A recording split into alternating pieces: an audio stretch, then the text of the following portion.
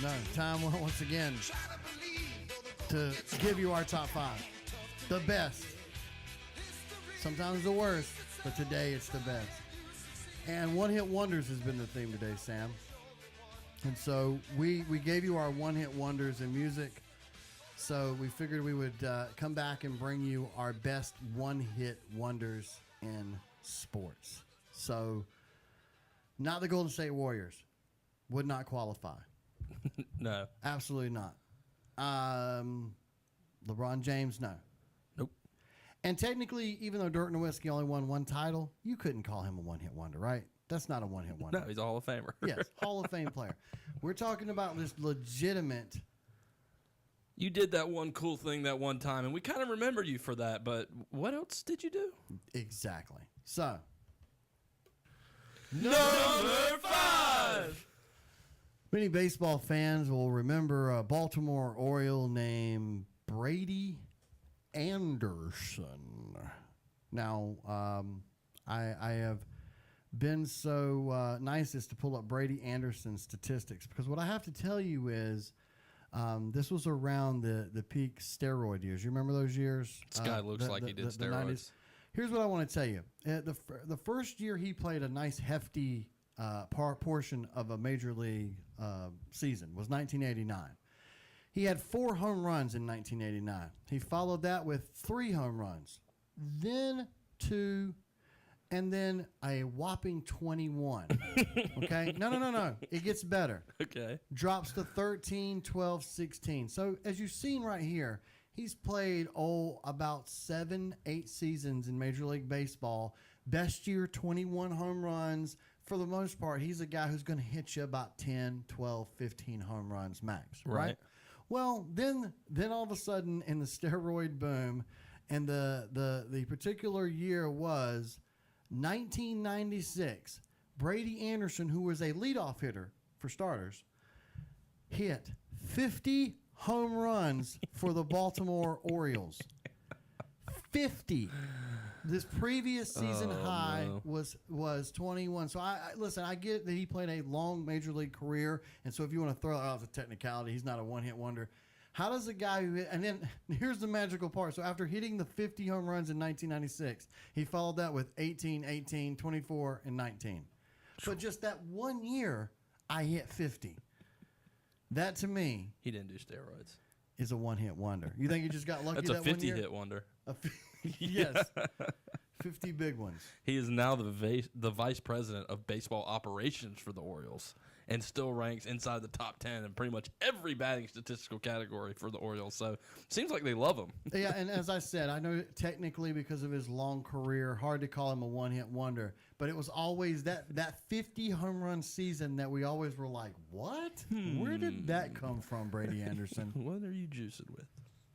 My number 5, I guess, one-hit wonder. You will definitely remember this guy. I didn't get to see him play, mostly because he was out of the league very quickly after he hit stardom.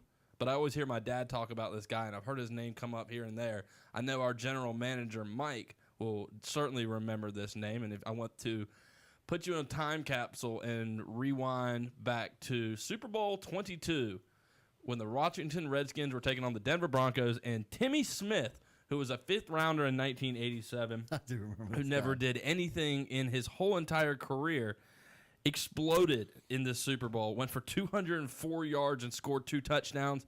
That sounds really impressive. What's even more impressive is if I tell you that he finished his whole entire NFL career with 602 yards and 3 touchdowns. So the rest of his career, he racked up about 400 more yards and just 1 more touchdown. But he was the hero for the Redskins. I almost want to say, like, after that Super Bowl, he may have signed a huge free agent contract, which back then was big then, like with the Raiders or something like that. He was with the Chargers. Yeah, he didn't do very much there. He turned down a $100,000 offer from the Dolphins, failed a physical with the then Phoenix Cardinals, and then eventually signed with the San Diego Chargers for $250,000. About 2 years later, he got in some drug problems and was out of the league. Yes. Had a little stint in the CFL, too. Man. In 2005, he was arrested for allegedly trying to sell cocaine to an undercover police officer. And that's pretty much it, right? Number 4! Well, and again, here's going to be the technicality people who are going to probably fuss at me because the guy is still a current player, although he played only one game this past season and only 36 games last year for the Brooklyn Nets after signing a free agency contract. His name was Jeremy Lin.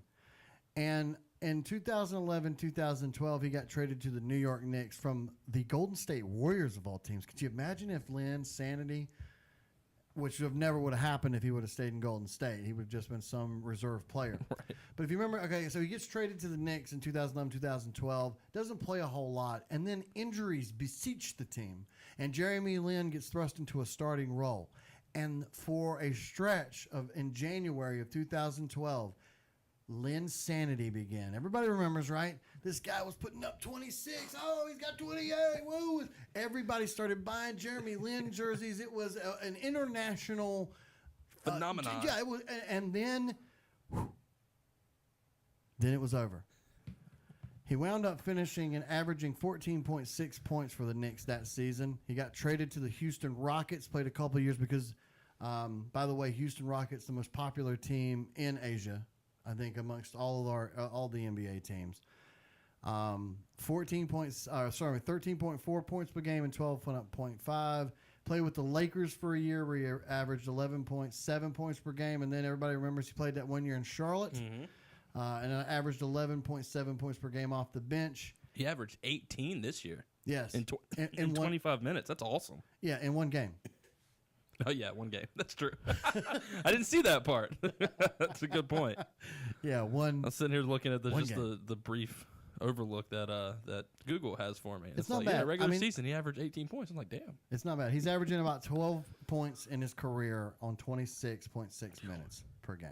We thought Lin this guy sanity. was somebody. Making $12 million a year, man. Not bad, It's though. like, did you know he went to Harvard? Yeah. Wow. There you go. Yes, he did. He went to Harvard. Yeah, that's like the thing everybody says. Oh, he went to Harvard.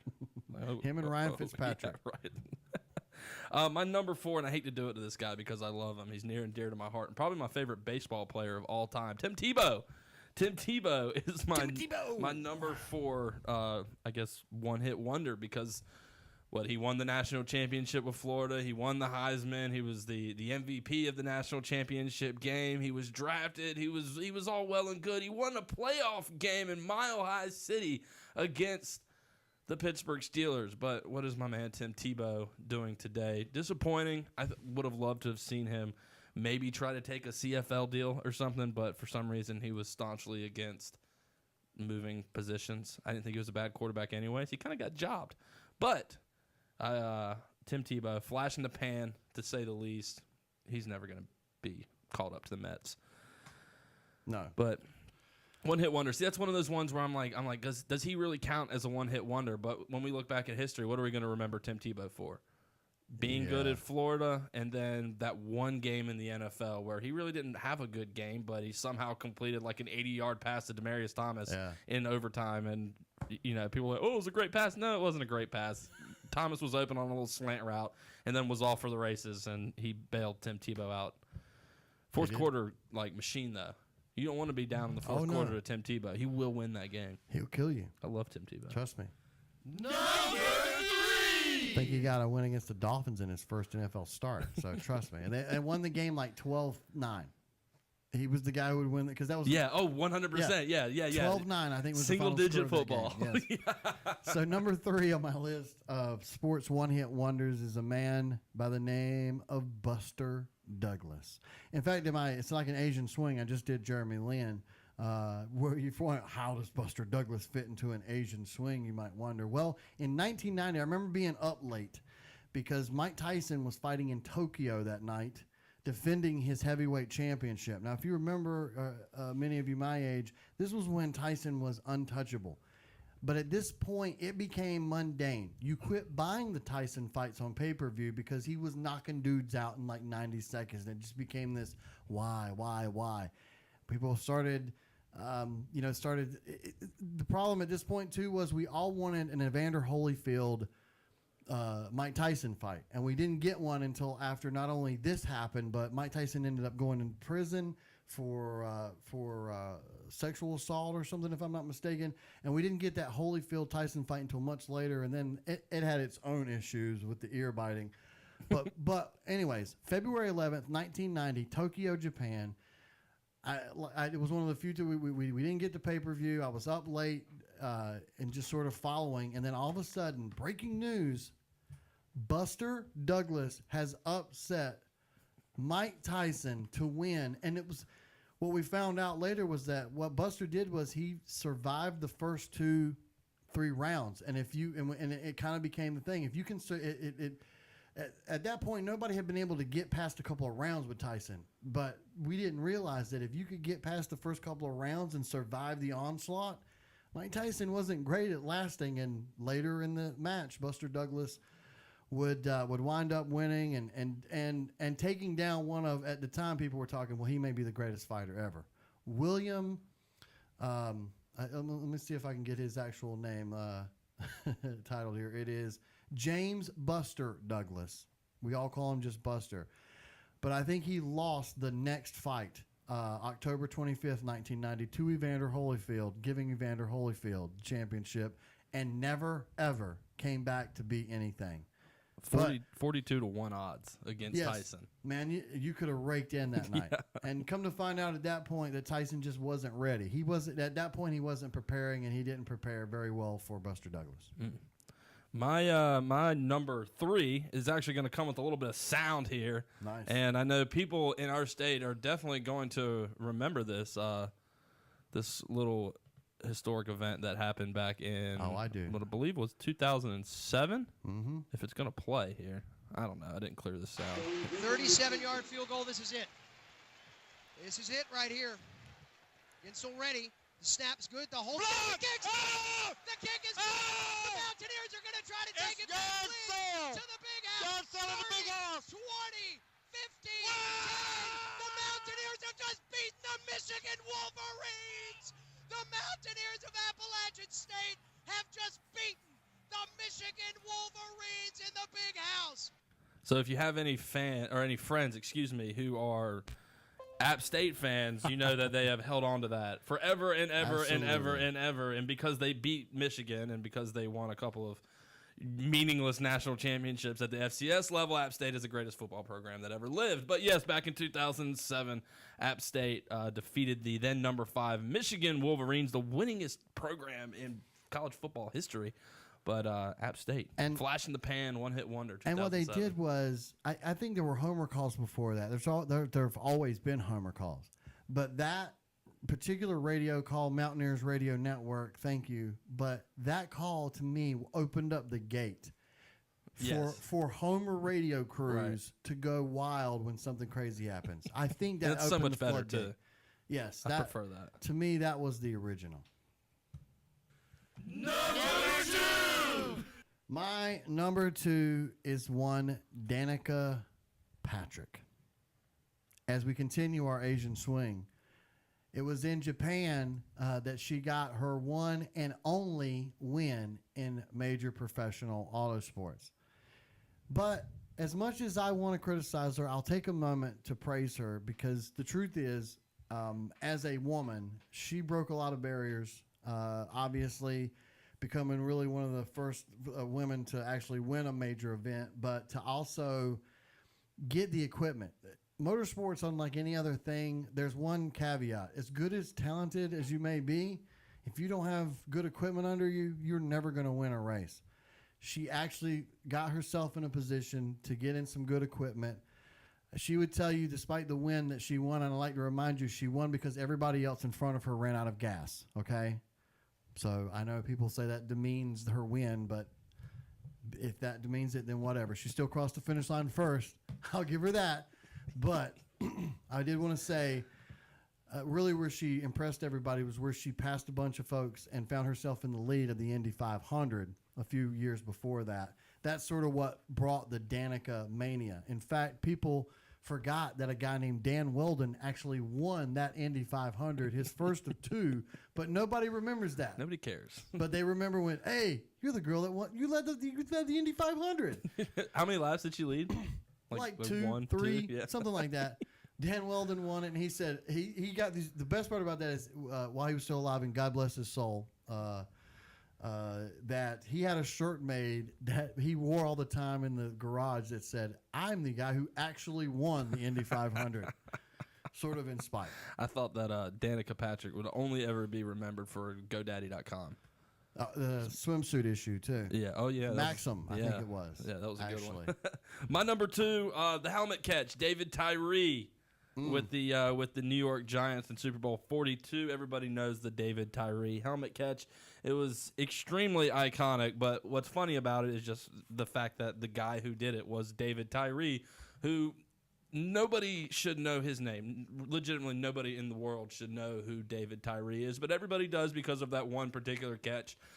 Fun fact, that was his best day as a professional football player. He had 3 catches, 43 yards, and 1 touchdown. That was legitimately like the best game he'd ever had in his life. He picked a good day to have his career day. Right, yeah, pretty much. He only had 54 catches for 650 yards and 4 touchdowns on his whole entire career, but on that special night, Super Bowl 42, 3 catches, 43 yards, 1 touchdown. One of those catches, the iconic helmet catch. He celebrated by going on to never have another catch in the NFL ever again. Never, never. His last catch, but a pretty good one. Pretty good one indeed. You're number 1! You're number 1! You're number 1! You're number 1! You're number 1. The I'm excited National Hockey League went on strike in 2004. They actually, if I remember, season got messed up. All kinds of stuff happened. Well, when they finally got everything together in the 2005-2006 season, a fledgling young NHL franchise who had just moved from Hartford to Raleigh, North Carolina, the Carolina Hurricanes, assembled some great guys. Absolutely. I think Ron Francis had retired. Rod Brindamore became the captain. They had a young Eric Stahl, and again, what people don't even remember was that I think Arturs Urbe played the entire season in goal and then got hurt, and then a kid named Cam Ward started playing late in the season and in the playoffs, wound up winning the playoff MVP award. And yes, our Carolina Hurricanes hoisted Lord Stanley's Cup in 2006. Now, what I thought when I was standing there back in 2006, in standing room only at this beautiful arena, PNC Arena is it now? So that this was going to be the start of something incredible, that this was going to be the first of many banners, because, wow, all of a sudden, one of the new upstart, young, exciting franchises in the NHL was going to be right here in my backyard, the Carolina Hurricanes. Now, let's fast forward 12 years and $4 billion that I've spent in personal Carolina Hurricanes gear, not to mention all the times I've wasted trips up to Raleigh to see this pathetic group of losers who have only been to the playoffs once in the last 12 years since they won the Cup.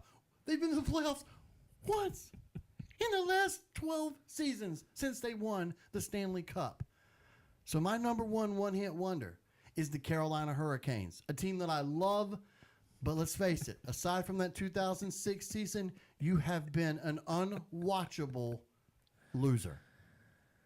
Oh man, yeah, I'm sorry. I understand. It hurts. Yeah, I can see. I can see that you're legitimately hurt by this. I've actually got something fairly similar, something I guess near and dear to my heart somewhat. As you know, I am a Philadelphia Eagles fan. Won the Super Bowl this year, in part because of this man. Nick Foles is my number one-hit wonder. In fact, I'm going to go so far as to call him a 2-hit wonder. Because he did. Yes. Back in 2013, everybody remembers he had the big season. 27 touchdowns, just 2 interceptions. By God, who is this Nick Foles guy that came out of Arizona that none of us knew anything about, that has taken the league by storm? Oh, wait, see the next 3 or 4 years. 7 touchdowns to 10 interceptions, 13 touchdowns to 10 interceptions, 3 touchdowns, 5 touchdowns last year with Philadelphia to 2 interceptions. Look, Nick Foles isn't good. Nick Foles is not a good quarterback. Philadelphia should have traded him this offseason. They shouldn't pay him any money. Nick Foles is really just not good at anything. But I love the man. He got me a Super Bowl, something, I myself had never gotten to experience, but I'm not falling for it, Nick. You got me one time. I even franchised you in one of my fantasy football leagues after the Back then? 2013 season. Yeah, that was a freaking mistake. Don't get me started on that. But Nick Foles, you know, all you guys can buy into the hype, and sure, he's got the ring, but Nick Foles, 2-hit wonder, and he tops my list. Man, yeah. An honorable mention I just wanted to throw out there if you had any, but it was perfectly in the same lines because I franchised him as well. RG3. He's a guy that didn't make the list, but absolutely. And as we say about Big these time, lists, yeah. your personal list could be a lot different than ours, but man, some good stuff there. We'll take a break. We'll come back. More of East Carolina Sports Show on Your Ride Home is coming up.